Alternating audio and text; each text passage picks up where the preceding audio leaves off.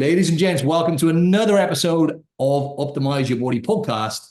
And I've got a special guest on for the second time today, goes by the name of Dr. Ted Naiman. I'm not going to introduce you this time, Ted, and read out, the same thing I read out last time with your awesome bio and everything. But thanks for coming on again, man, for the second time. We had some amazing feedback from the last episode, and I appreciate you coming on again, man. Oh, no, man. Great to talk to you. Love it.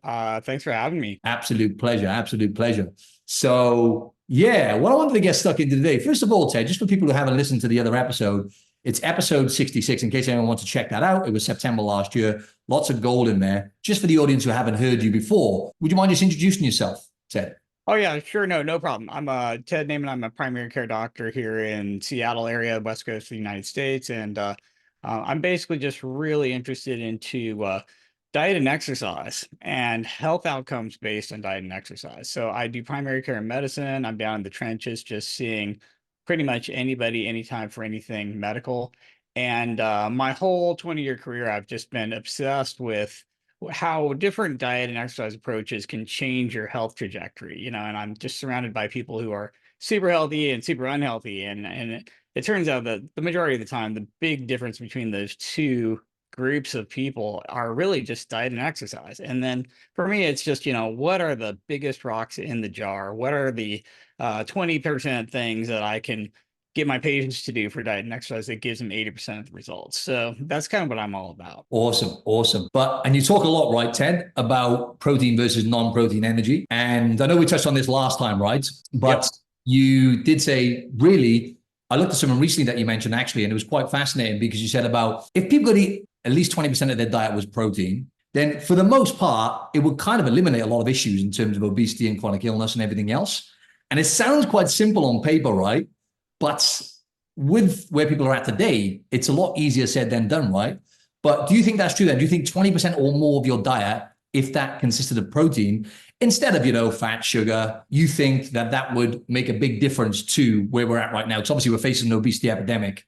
And I found that quite interesting because I know we talked last time, you said 30 to 40%, which is, you could say optimal, or you could say, maybe me and you, I eat 30%, 35%, maybe you eat around that range, but it's not all about optimal, right? It's about what can people actually do? What's the low hanging fruit, right? Right. Yeah, no, like if I could snap my fingers and everyone somehow dragged the protein percent of calories of their diet up to 20%, the obesity epidemic would more or less collapse. I mean, it would not be completely gone, but it would definitely reverse. Like it would, flatten out, start reversing.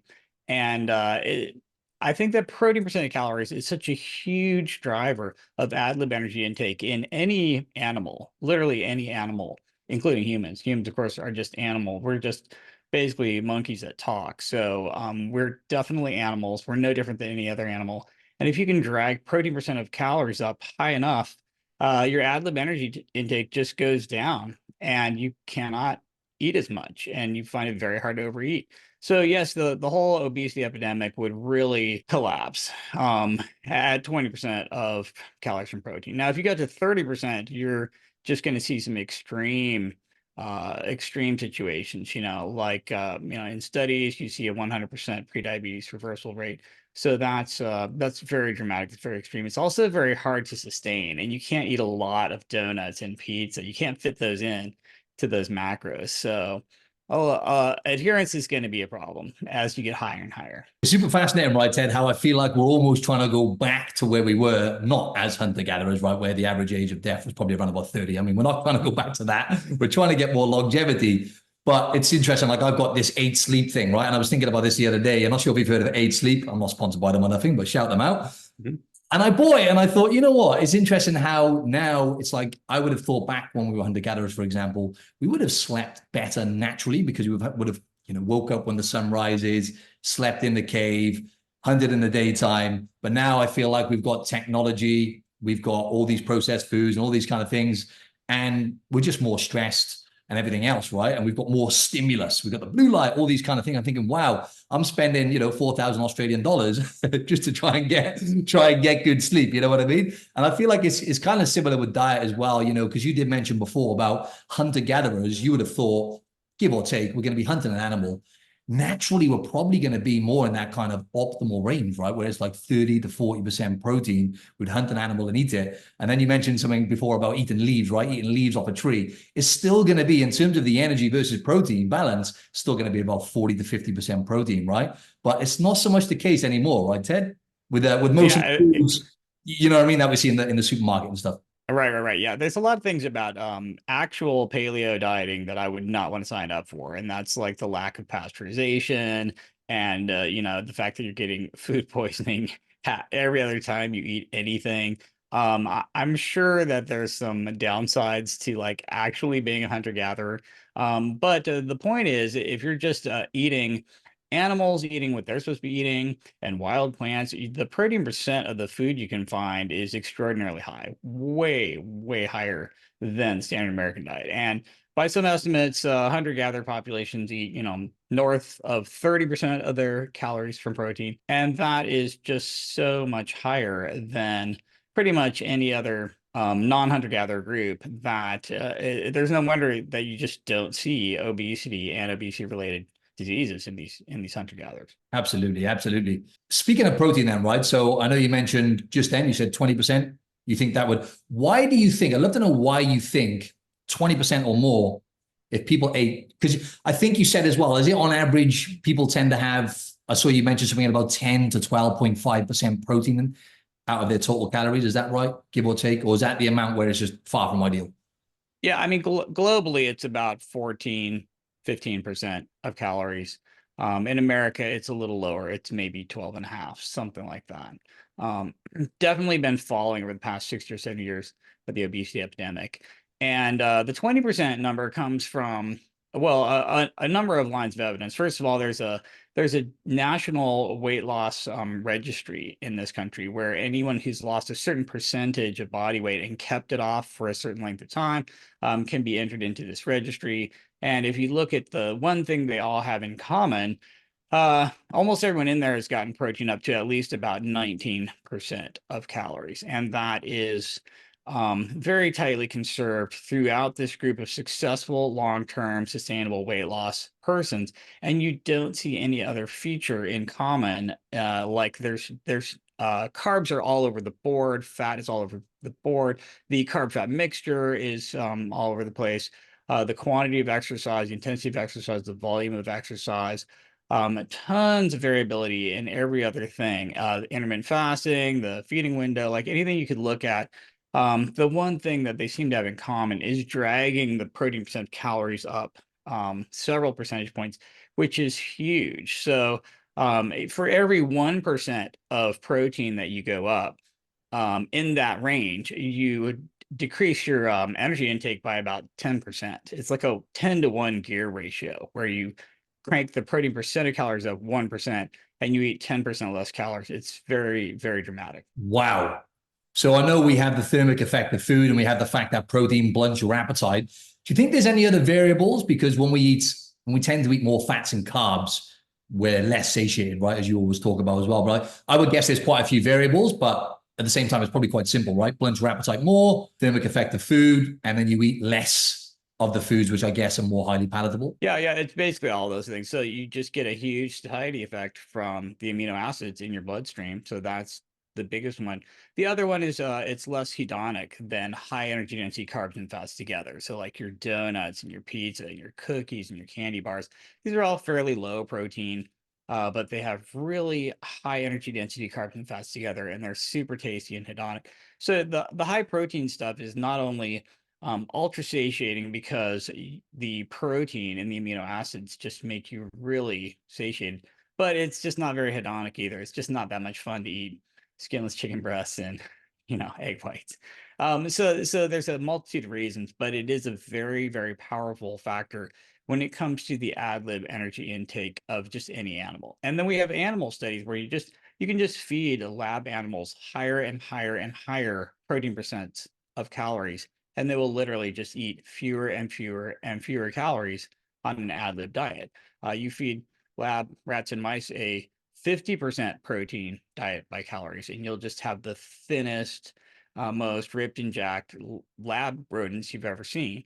And if obviously you can't do this to humans, and on a 50% protein diet by calories, you would be just hungry all the time. You'd be very lean, very hungry, and you wouldn't be eating more because you can't overeat protein. I mean, I could give you all the skinless chicken breasts in the world, and you're going to eat a couple, and then you will just stop eating, and that's kind of how it works. And I love the way you break things down. I've got to say, I was just saying to my girlfriend, actually, you are a true game changer in this space because you make things so simple and digestible for people. And it is very simple on paper, like we say, having more protein, but people struggle to do that consistently. And I've seen from, if I'm looking at the average person that I coach, I coach a lot of people who are already at a good level, but a big chunk of my clients are, just gem pop. And they, for example, might do good in the week, then they might grossly undereat protein on the weekends. And that's when the calories tend to creep up because, again, you're less satiated. So it is actually quite simple. And that's why I love, what you talk about with the P.E diet. And again, I'm not going to delve too deep into that because we covered that on the last episode. But talking about body composition, right, Ted? People want to improve the way their body looks. They want to build muscle, strip body fat, get into incredible shape physically, because I always say the physical shape is essentially the byproduct anyway of your decisions, right? That look of health is essentially your decision making and your discipline. What do you think the big rocks people are? So we've covered protein, right? So there's anything else you feel like we've missed with diet in terms of body composition? Great.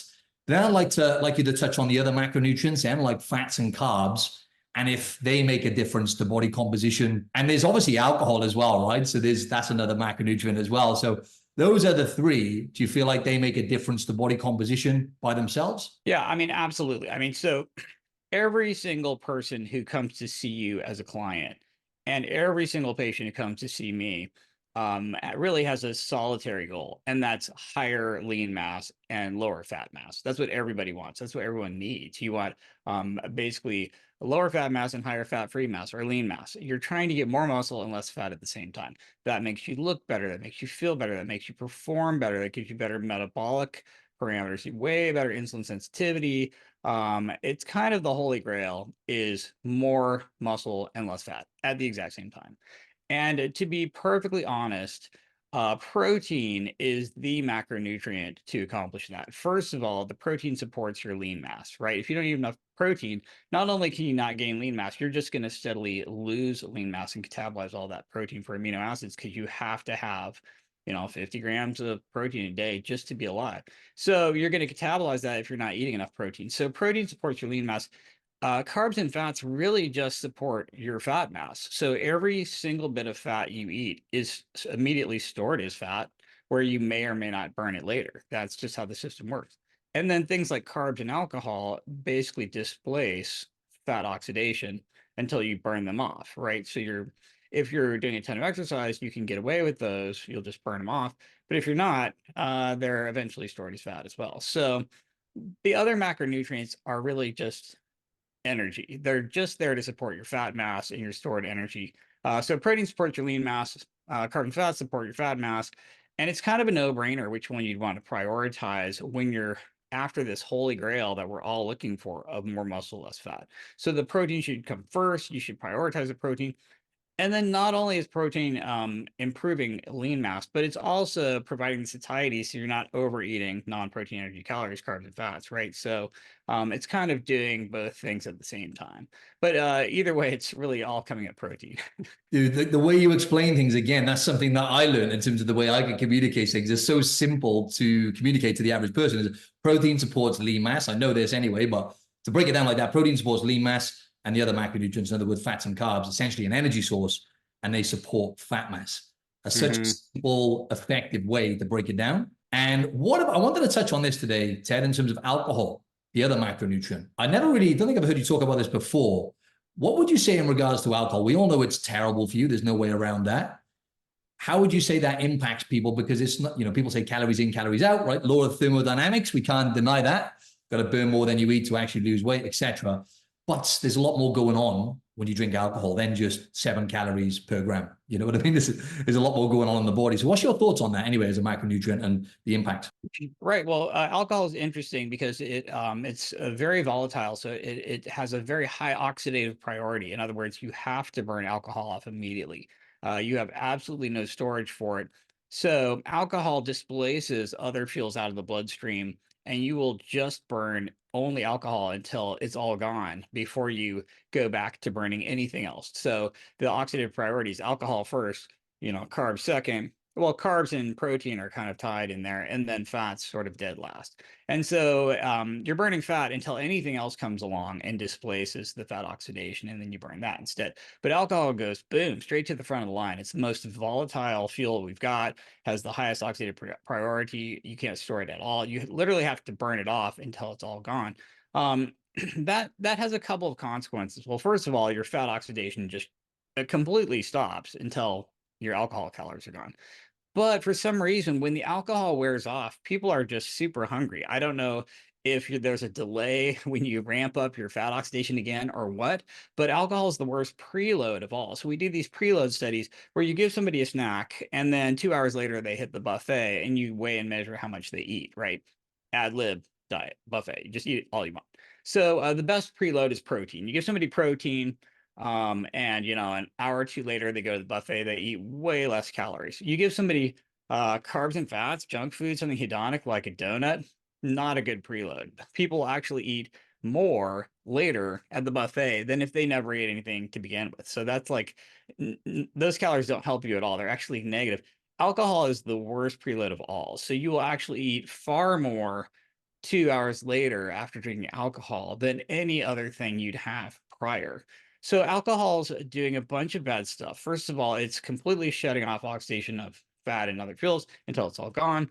Secondly, it has a very high energy density, 7 kcals per gram. So that's way higher than carbs and protein. So you've got this high caloric density. You've got a super high oxidative priority. So everything else gets shut off until it's gone. And then you've got this weird after effect where you're just super hungry when it's all burned off, for whatever reason that I don't think I could actually explain. And you just get to eat more downstream. So then throw in the fact that it's literally a class 1 carcinogen. So alcohol is a carcinogen. Everyone's sitting around like, oh, what if what if my artificial sweetener is maybe a class 2 where nobody knows for sure? Oh, well, alcohol is class 1. It will give you cancer. It causes 22 different cancers, literally causes them. All of your upper GI cancers. So your esophageal cancer, pancreatic cancer, gastric cancer, liver cancer, upper GI. If you want an upper GI cancer, you just want to drink a lot of alcohol. So there's a ton of reasons not to drink alcohol. It literally destroys cells in your central nervous system. When we have chronic alcoholics and we MRI their brain and do a volumetric analysis, you can see their brain is literally just shrunk down. Their cerebellum's just shrunk way down. All their normative percentile volumes are just super, super low. And it's literally killing your brain, shrinking your brain, causing cancer, making you hungrier later and eat more calories. There's not a lot of redeeming qualities. To be perfectly honest, I don't drink a ton of alcohol. I'll have like, one drink every 2 or 3 months or something. I mean, I'm not like, oh, I can never drink again. It's just not really aligned with my fitness goals. And there's not a good reason to drink it at all. So I don't get invited to a lot of parties. Let's put it that way. Yeah, I'm exactly the same. It's funny you say that because on the weekend it was my girlfriend's birthday and I had a few. She doesn't drink, which is great. But I had a few, and unlike you, I just have, 1, 2, maybe 3 if I'm pushing. If I'm pushing it really far, Ted, nowadays. I have a few, and yeah, the impact on sleep. I actually took my Oura ring off, right? Because I tracked my sleep into the Oura ring. I took it off because I was like, you know what? I'm just gonna give myself a break for a couple of days because even that 1 to 2 drinks, if I drink it, I've calculated before. If I have it in the daytime, it's fine. If I have it close to bed, so I do wonder, Ted, based on what you were saying then, how much of that impact is on sleep, right? Because the research is kind of interesting in terms of the cognitive dysfunction you mentioned there and the shrinking of the brain and everything else. But we know how important sleep is, right? And the link between the studies on sleep and Alzheimer's and everything else. So I would guess that kind of plays a part in it, but it's hard to pinpoint that, isn't it? You know what I mean? Because how are you going Oh to measure? yeah. Well, alcohol is known to be very disruptive to sleep architecture. So all of your sleep medicine doctors will tell you just how bad alcohol is. And a lot of people will drink at the end of the day. They'll drink in the evening to self-medicate anxiety. They're trying to be relaxed, they're trying to fall asleep, and it will render you kind of tired and sleep-y. But your actual sleep architecture, like your REM sleep, your deep sleep, the sleep architecture is disrupted. It's not as good, it's not as restful. It's kind of not really doing what you want from it there. So again, just not a lot of really great stuff about alcohol. And not to mention, I've watched a lot of patients just literally drink themselves to death, you know, just actually dying from alcohol. So I'm not a huge fan.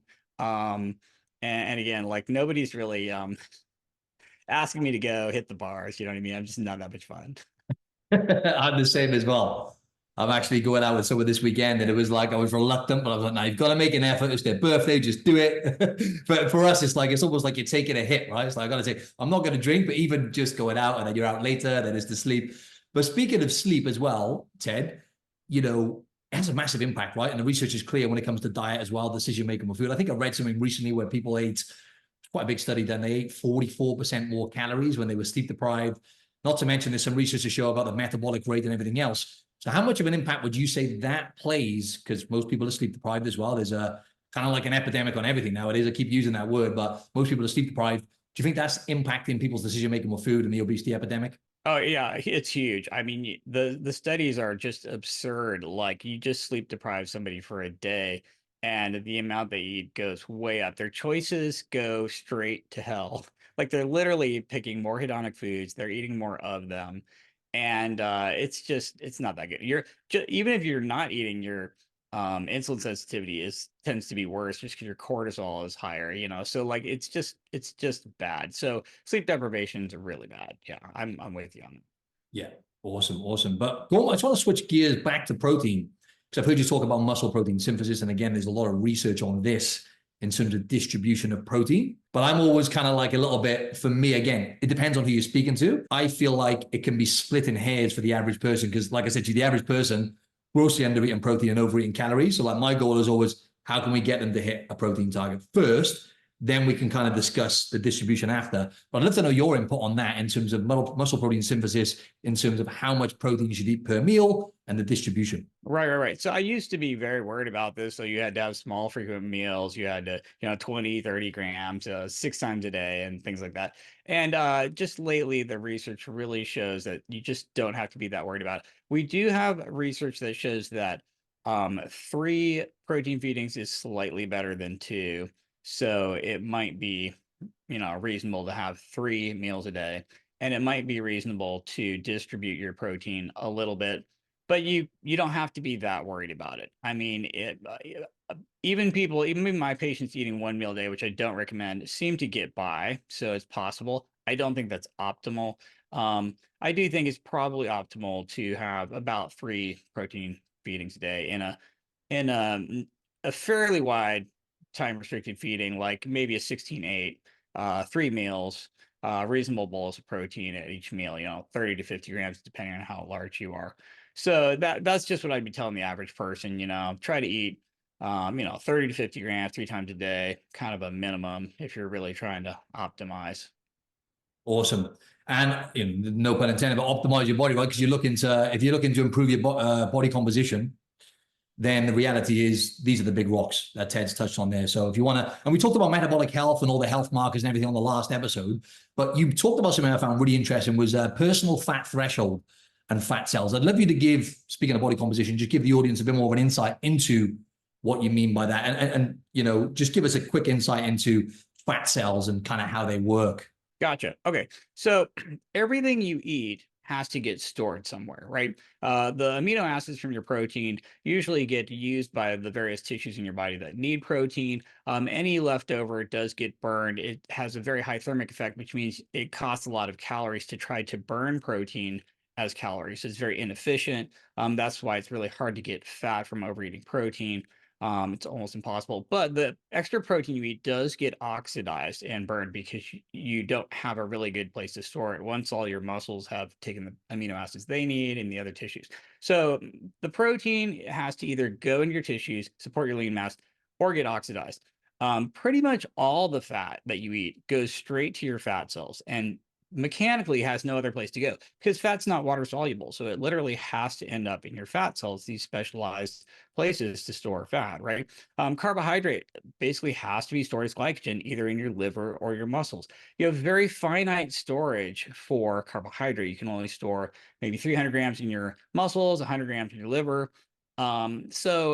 Now fat is where everything ends up when you overeat calories, right? If you eat hundreds of grams of carb, you will convert some extra into fat. When you eat lots of fat, all that fat's getting stored in your fat cells.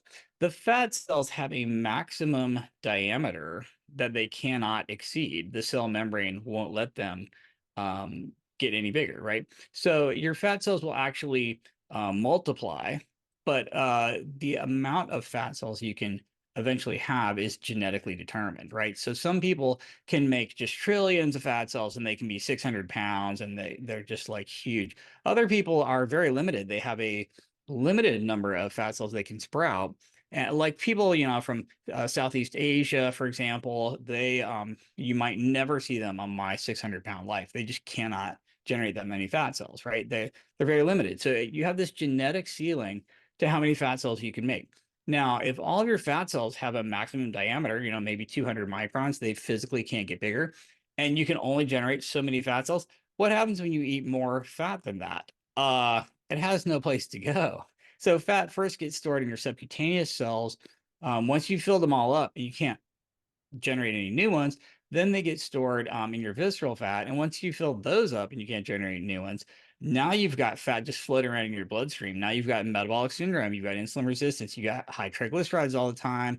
Then you've shoved all the fat into every cell that it will possibly hold. And now your blood sugar is too high because all your cells are like, we don't want any fat, we don't want any glucose. So every cell in your body is like in refusal mode. And that's when you have like severe insulin resistance and diabetes. And that's the personal fat threshold. It's basically how many fat cells can you sprout, and then they all have a maximum diameter, and that's how much fat you can hold. And if you overeat that, you're diabetic. Even if you're super lean, even if you visibly look thin and you don't have a lot of visible fat, you're still diabetic.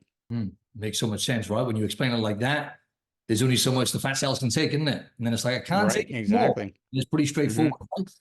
But again, not You got easy. it. And that comes down to the behaviors and everything else, right? But just to summarize them with diet, the most important thing really is obviously making sure you're getting, would you say 20% minimum? Would you say that as a baseline of your calories are coming from protein? And I think you mentioned before, and I say the same thing as well, and most of the audience are in America, so they'll get this, a gram per pound of body weight. You would say if you can shoot for that for the average person, but even that's kind of, I find some people are eating, not even 0.5 grams per pound of body weight, people who are grossly under eating. So Yeah, absolutely right. I would say that for your average person, 20% of calories from protein as a minimum, unless you're burning thousands of calories a day running ultra marathons or something, and then you can just drink oil or whatever you want, But for an average, moderately active person, 20% of your calories minimum for protein, and aiming for a gram per pound of ideal body weight based on your height, what you'd weigh if you were super lean, perfect body composition for your height. got it.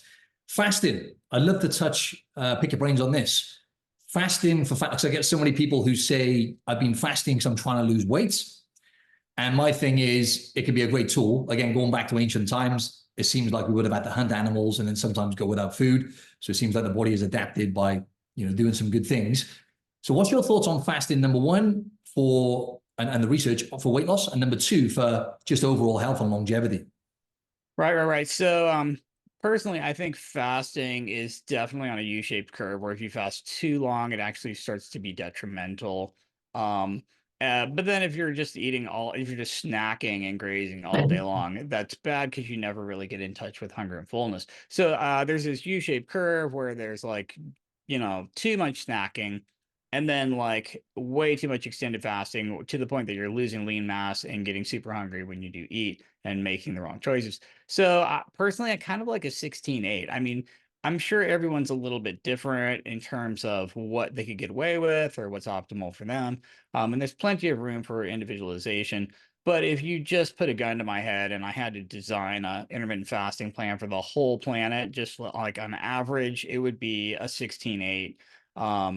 And in that 8-hour feeding window, you'd have, two large boluses of protein bookending that thing, and then medium one in the middle somewhere.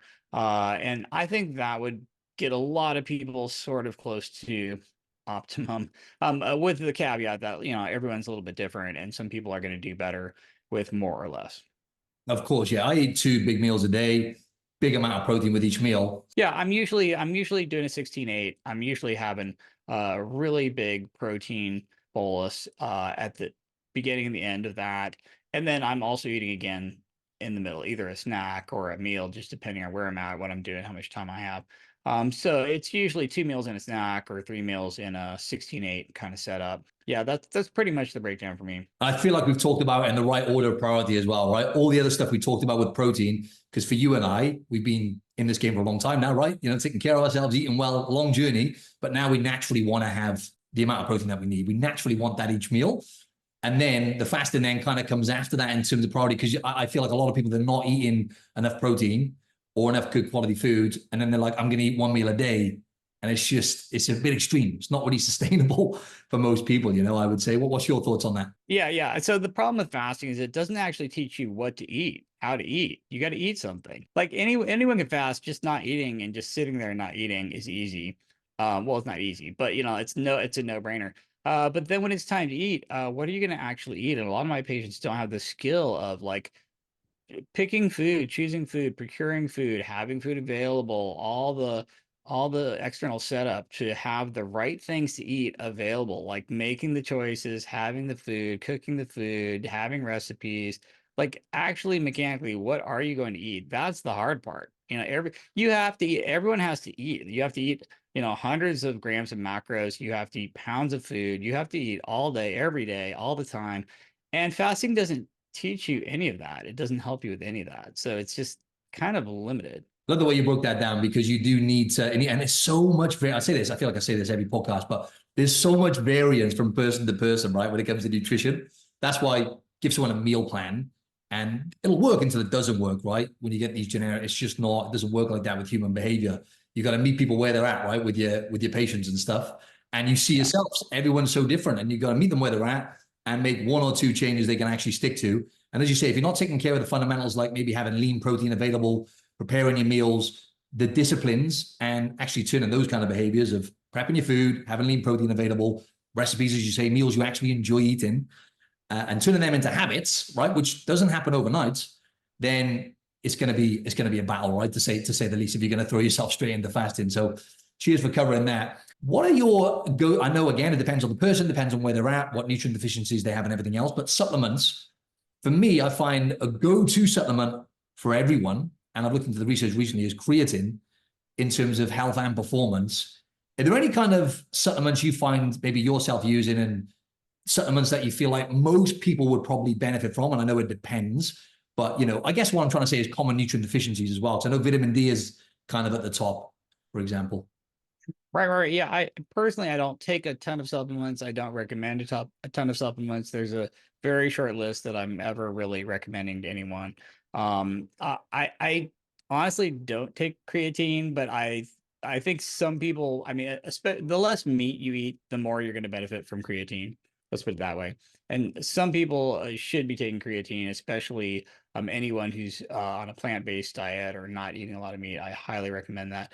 Vitamin D, it depends on your latitude. If your skin tone matches the latitude your ancestors have been at for a long time, then you probably don't need it. But if you have a mismatch between what your skin's expecting from the sun and what you're actually getting, then you should probably be on vitamin D. If you're not eating, fatty fish several times a week, you might consider some fish oil. If your diet quality is not that great, then it becomes more important to maybe take some magnesium or a multivitamin or something like that. There's of course some supplements I recommend for people on restrictive diets. So if you're a vegan, you're going to be low on iron, you're going to be low on B12, you're going to be low on zinc, you're going to be low on selenium. If you're a pure carnivore, you're going to be low on magnesium, you're going to be low on folate. So I do have supplements I recommend for like fringe groups, and I am looking for people who have medical problems like pernicious anemia or something where they're actually deficient in something. People who've had, bariatric surgery or have inflammatory bowel disease or something like that, they're gonna basically have a lot of supplements they need to take. But for the average person, it's a pretty short list. It's really very, very, very short, honestly. I'm exactly the same. I don't take anything. I take ashwagandha. I find that really helps with my sleep quality and stress management. But again, everyone's individual. And the big piece here is diet, right? A supplement is Right. to supplement a good diet, right? So Yeah, cover the diet exactly. first. So that's pretty complex. And that takes a lot of work, right? So just focus on that piece. I love that. Weights versus cardio. I'd love to pick your brain on this because I get some pushback on this in terms of for body composition specifically. I say cardio is just not, it's just not necessary. It doesn't, you don't need to do it for body composition. It's a case of, diet and weight training. And then also, obviously, if you can do movement, so you can increase your NEAT, and then save your intensity for the weight room. But I'd love to know your thoughts on weights versus cardio for body composition. I mean, I really think everybody should be doing both. Like, honestly, the nice thing about cardio is it raises your VO2 max, and that's very associated with longevity. And so I think cardio is important. I don't think it's really doing as much for body composition as diet and resistance training. So I'm all in on the diet and resistance training, of course, for body comp. But I do think cardio is important. I highly recommend it. Everyone should be touching like a high end of heart rate and intensity for cardio, just like they're going all out and going maybe all the way to failure on a couple sets a week for resistance training. I kind of recommend doing the same thing with your maximum heart rate a few times a week, just to up your VO2 max and increase your cardiorespiratory fitness. And honestly, just like being strong is a superpower where you just walk through life picking up heavy stuff and it's no problem. Being in really good cardio shape is a superpower too. You can just run up a couple dozen flights of stairs and everybody else is like sucking wind and you feel great. So it's really, I think it's critical to be in good cardio fitness, just like it is to have plenty of muscle. So honestly, I don't like to be like, oh, cardio or resistance. It's like you got to do both. Everybody should be doing both. You know what I mean? Yeah, 100%. But you would say in terms of like, if you want to improve the way your body looks, you can do both. And you wouldn't say cardio then is going to impede necessarily, if you do an appropriate amount, of course, impede on results when it comes to purely just body composition. You would say doing Right, both. right. Yeah, I mean, we used to be all so worried about the interference effect, and that's really just basically been overblown massively, and it doesn't seem to be that big of a deal. And so I'm not afraid of cardio. I'm not worried about resistance interference effect from cardio. And so I think people can definitely do both. I don't see why you couldn't. Yeah, I think it just comes down to the appropriate amount of exercise. I feel like people take things so far. They might be lifting weights, doing a really intense training program. Then they're going to throw in lots of and they kind of push it a bit too far, or they're not consistent enough, right? So after you said it, it stuck in my head actually, Ted, because you said this last time, and I was like, I know I need to do more cardio because I stopped jujitsu, and I thought, right, I got to find something. So I'm doing volleyball now, which is great because it involves a bit of the short burst of energy. I get nature as well. I'm on the sand, unstable surfaces. So yeah, and I've noticed actually what I think people need to pay attention to as well is actually carry. You probably noticed this, right? So I know you're very fit. You play. What's the hobby that you've got again? Is it Ultimate frisbee? ultimate frisbee? Yes. That's so much fun, man. Mm-hmm. I actually had a game the other day, and it's actually more technical than it looks as well. Just Yeah. I mean, you can get super technical, just like every team sport. yeah, 100%. But yeah, I feel like it carries over into weight training as well. So you probably noticed because you're fit, when you lift weights, you got more stamina. It was a noticeable difference for me. I noticed anyway. Oh yeah, no, absolutely. Yeah. Anything you do exercise, you get more stamina, and it's just spectacular. And that's why everybody needs to be doing it. 100%. And what would you say ideally for the average person for exercise, if they could stick to a regime per week? Let's say someone normally exercises 2, 3 times a week. Let's say 3 times a week. They were just going to exercise 3 times a week. That's all they had time for. How would you kind of program that? But providing they were going to do a lot of movement as well, they were going to do adequate steps. Let's say they're doing 10K steps a day, so they're relatively active. What would you say? 3 times a week, how would you kind of advise? I know it depends on Got it. but I just love to know what you think. Right. I mean, I would say do full body resistance training at least twice a week, maybe 3 times a week. So it would basically be some sort of push, some sort of pull, some sort of leg exercise, some sort of hinge. So if you only exercise 3 times a week, I would have you do a couple sets of push, pull, legs, hinge, and then some sort of high-end cardio. You're doing some sort of sprinting or rowing machine or elliptical or treadmill or whatever you like to do. It's basically cardio, and then push, pull, legs, hinge, full body resistance. And if everybody spent, even just a half an hour doing one set of all of those moves and then 5 or 10 minutes of high-end cardio, the return on investment would be stratospheric. It would be so huge for most people. I mean, your average American gets less than 1 minute of high intensity exercise a day. So you really don't have to put that much time investment in it to get massive results, because most people just aren't doing any. Yeah, I love that. Full body, hip hinge. By hip hinge, you mean just kind of when you're sliding your hips back, picking stuff up from the ground, like deadlifts kind of stuff. Right, right. Deadlift, or if you're doing body weight, it's just bridging or something like that. Fantastic, fantastic. There we go. It doesn't have to be much. And that's why I think we always talk about this, the all or nothing mentality. I think a lot of it comes down to mindset. That's a whole other podcast, Ted, but it is that, right? It's all or nothing for a lot of people. And it's like, no, actually, if you just consider, and I always say this, the person who chips away for a whole year at doing those 3 sessions, right? 30 minutes weights, 5, 10, 15 minutes cardio intense, 5, 10 minutes, like you said, over the space of a year. I mean, it's just a no brainer. As you say, even over the space of like 3 months, you're literally reinventing yourself and you're transforming your health. It's crazy. So yeah, awesome stuff. I wanted to tap a little bit deeper into why you think, Ted, because we've got the information. We've got people like you. I'm putting a lot of great stuff out there on this thing. We're getting more information, but essentially we're getting fatter and sicker on a global scale as well, especially in Western countries, even in Australia as well. Same kind of deal, not as bad, obviously, with the obesity rate in America. But is there any particular factors that stand out to you that you're thinking like, well, okay, people know what to do for the most part. Why are they not doing it? Like everybody knows what they should be doing, but they're not doing it. I'll tell you why. It's because humans are just wired to literally expend as few calories as possible and then ingest as many calories as possible. I mean, if you think about hunter-gatherers, right?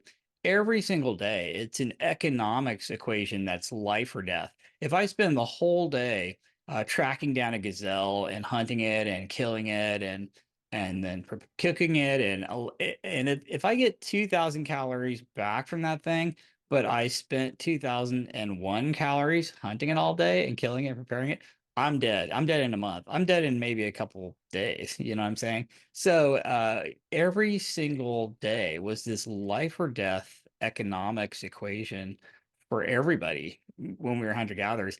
And that's baked into us all. Your whole goal in life is to ingest as many calories as you can while expending as few calories as possible. That's the only way to survive the famine that's coming up or the winter time. Right. So it's just completely Sisyphean. Every single one of us is wired to eat as much as we can and expend as little energy as we can, which is the exact opposite of what you have to do to get this ideal body composition with more lean mass and less fat mass. It's all about like, eating fewer calories and lifting. So the way we're wired is the exact opposite of what we have to try to make ourselves do now. And the food environment, it's so bad. We've completely disconnected movement from survival. Like I can just sit on the couch with Uber Eats and my phone. I never even have to move. We used to have to, just walk like just miles and expend so much energy just to be alive, just to get food and just to get water and just to not get not to die from predation, right? So you used to have to move to survive. Now you can just sit there and you don't have to move at all. So the caloric expenditure just collapsed because nobody ever has to move to survive at all. And then we're wired to eat as many calories as we can while expending as few as possible. That's why we invented tools. That's why we're always looking for an easier way to do stuff. That's why we have remote controls and like Uber Eats. And it's that's so you're just fighting human nature constantly. And every single day is a war of like what you really want to do because that's how you're wired, but then what you should be doing to optimize. And it's tough. It's really, really tough. You have to start small. You have to turn it into a habit. You have to build on it. You have to do progressive overload. It's not easy, but you're trying to get people to do the opposite of what they're naturally inclined to do. That's the basic problem. 100%. All those external factors are working against us in this day and age, right? It's literally gone the other way. It goes back to what we were saying at the start. I've invested all this money just to try and optimize my sleep, and this 8 sleep thing's blowing up, right? Again, I'm not sponsored, but it's because again, we've got all those factors going against not just sleep, but it's diet and also with exercise. And I was just thinking then, Ted, it's like imagine you said to your ancestors, I'm going to go and lift some heavy weights and just burn some calories, right? They'd be like, what are you doing? I'm struggling. Yeah, you're gonna die. Yeah, you're gonna Yeah, die. unless you're getting food from that, you're dead. That's just not, you don't have the calories for that. So yeah, you're right. It's the exact opposite of how we're wired. Everybody. 100% is opposite to how we're wired. We've got more food available to us than any other time in human history. And then obviously we've got technology and Uber Eats, as you touched on then, where we don't actually have to move at all to get it. Like literally you can get a McDonald's. You don't have to go to the drive-through. You don't have to walk to your car. Nope, absolutely not. I do have to waddle from the couch to my front door to get the delivery, but that's it. Exactly. When you said waddle in, I don't know why. I just thought of Cartman off South Park, you know, the way he Oh waddles. yeah, exactly. I'd love to just kind of wrap this up with, tell us a bit more. I'm sure the audience would be intrigued as well. And I did see that you went to, was it Sweden recently? Not recently, sorry. I think it was last year, to do the launch for the Hava app and everything else. Right, right. And I looked into it yesterday, actually, into the actual app, and it looks like it could be revolutionary. Oh, it's super cool. It's super cool. Okay, so I'm working with Dr. Andreas Einfeld for this Hava app. You can check it out at hava.co. It's an app for the iPhone and all of your Android phones on the Google Play Store. And it's just a super cool way of you take a picture of your food and it tells you, first of all, it tracks all your macros, you know, calories, protein, carbs, fat, but it also tells you energy density and fiber grams and hedonics. And the goal is the whole app is set up that there's two things you're trying to do. Number one, hit a protein goal. It's like, okay, you want to eat this many grams of protein per day. That's your job. But while you're eating that protein, you're trying to keep your overall diet within a sort of U-shaped satiety per calorie curve where, you know, all of your cookies and your ice cream is like a 0. And then your celery and egg whites is like 100, and you can't sustain either one of those. You want to be around a 50 or so. But you can basically look at your choices before and then sort of tweak them and lower the energy density a little. You're eating things that are lower carb, lower fat, higher fiber, higher protein, higher water, lower energy density, less hedonic. And you get this satiety score and a protein total. And if you can achieve your protein goal and keep your satiety per calorie in a certain range, then you just automatically eat less calories. It's very cool. It's evidence-based. It's just this cool algorithm where you just take pictures of all your food and it kind of tells you how you're doing. I think it's it's novel. Nobody else has really done this. And it's really helpful. I mean, it's kind of like, okay, now so you're a bodybuilder. You know that it really just comes down to protein and calories, right? That's it. That's just protein and calories. But that's not quite entirely true because all of your bodybuilders know that it is protein and calories, but you don't want to just eat junk food calories because you're just going to be hungry all the time. So you want to eat like your, you know, carbs from oatmeal and apples and carrots, and you want to eat your fats from avocado and fish, and you don't want to just eat junk food calories because you're hungry all the time. So you're basically choosing carbs and fats that are less refined, that have more water, more fiber. So it is protein and calories, but you're also getting lower energy density, less refined carbs and fats, so that you feel fuller while you're eating less calories. And that's the secret. It's like eat protein, keep the carb and fat density lower, using this satiety score. You know what I mean? And then you're kind of doing what the bodybuilders are doing, but it's just a lot easier, and you don't have to think about it quite as hard when you've got an app like this because it just kind of tells you what your choices give you. And the great thing is, you're still learning, right? Because as you're doing it, you're taking the photo, but then it's breaking things down. So you're still learning and getting the awareness and everything that you need, but you're just doing it in a much simpler, let's just say it, more easy way, because that's what people want. Is hard enough, like we just said, behaviors, habits, and everything else. You don't need to add in another barrier, right, to success. So I like Right, that. right, right. Yeah, yeah. So you're like, oh, hey, an apple's not too bad. It's a 44. Oh, but it has no protein at all. It's just good because it's like lots of weight and volume and fiber for hardly any calories. So it's a low energy density, high fiber. And then you're like, oh, okay, so I can pair that with like some non-fat Greek yogurt or egg white scramble or skinless chicken breast or something. And now I've got like tons of protein, super good satiety score, and you're learning the whole time like what's good about what foods and then what's bad about other foods, you know. And it just puts everything on this spectrum where there are better and worse choices for everything. And I think that that's going to teach people basically how to do this. It's something you already know because it's just a skill you've learned. Like you can just walk in the grocery store and every single thing in there you've got a pretty good idea about what the macros are, how full it'll make you, how hungry it'll make you, whether it's going to take you closer or farther away from your goals. But your average person, just, think about how dumb the average person is, and then half the planet's dumber than that. Like, they don't know what to eat. They're just going to Starbucks and getting a Trenta frap, right? Like, how do you decide? So I think this just really helps people, give them tools to like basically make better choices, honestly. 100%. And I was just thinking that I wish we had something like that, because you said, yes, now we know and we have the skills, but how long did that take us? And that's great because we've acquired wisdom and we're here now. However, it doesn't need to take you that long necessarily with technology. Right. If you use that to your advantage, like something like Hava App, then that could be a true game changer. And you're just going to be able to learn faster because ultimately you get more awareness and there's more to it. Like you say, it's not just, as simple as protein and calories, the quality of the food, the volume, as you say, the amount of sugar in certain foods and everything else all make a massive, and not to mention, which is another rabbit hole, performance in the gym. I notice I need to have more carbs basically the night before in the morning, and I perform way better, so Yep. those things you can fine tune them, right? Once you've got the fundamentals locked in. Yep. 100%. Hey, Ted, awesome, man. Really, really enjoyed that. I always learn something from you myself, and I'm sure once again the audience got a ton of value from this. Where can the audience find you? And if there's anything you want to kind of shout out, then go ahead, my man. Oh, thanks, man. Yeah, well, I'm on all the socials at Ted Naiman, on X and Instagram and that kind of thing. And I'm basically working with Dr. Einfeld. You can check out the app at hava.co. And I'm also writing a book called Satiety per Calorie that just kind of spells out how all of this stuff works. Of course, I wrote the P.E Diet, which is a book you can buy pretty much anywhere.